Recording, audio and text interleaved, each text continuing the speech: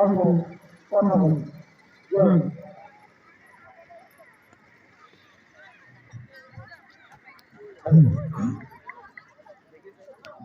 বন্দে পুরুষোত্তম।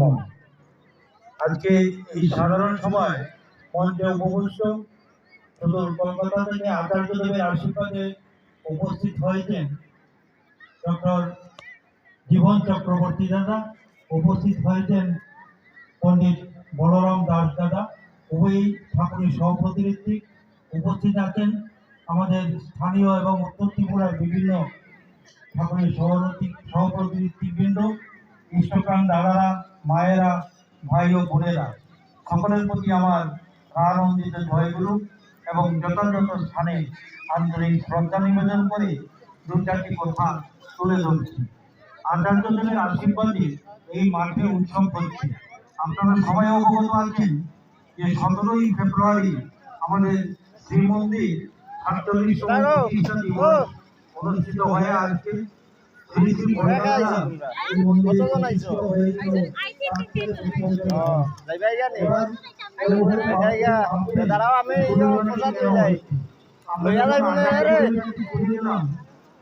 তিনি বললেন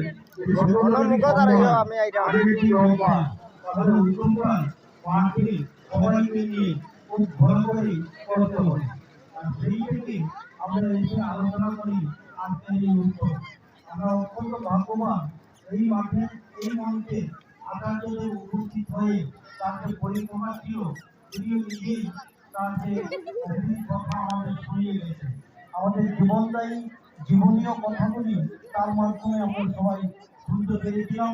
এরকমই একটা পরিবেশের মধ্যে হয়ে এই তিনি যখন শিক্ষকের পদার্থ করলে আমরা গেলাম সেখানে। আর তারপরে আমার নিকট বার্তা হলো যে আমাদের কাছে এই উৎসবে যোগদান করছে শ্রদ্ধেয় জীবনদা এবং বলরামদা। সেই মোতাবেক আমরা ব্যবস্থাপনায় লেগে গেলাম। আজকে এই উৎসব মধ্যে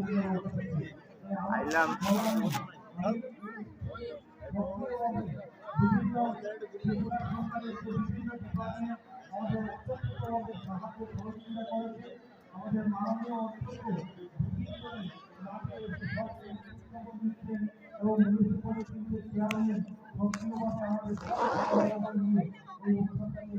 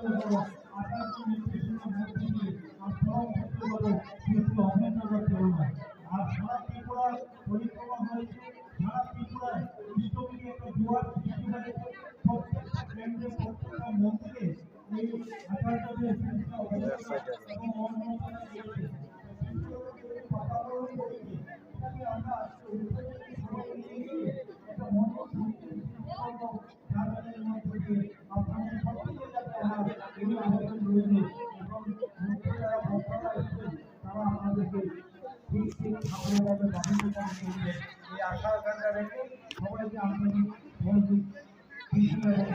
জানিয়ে আমরা এখানে শেষ করছি।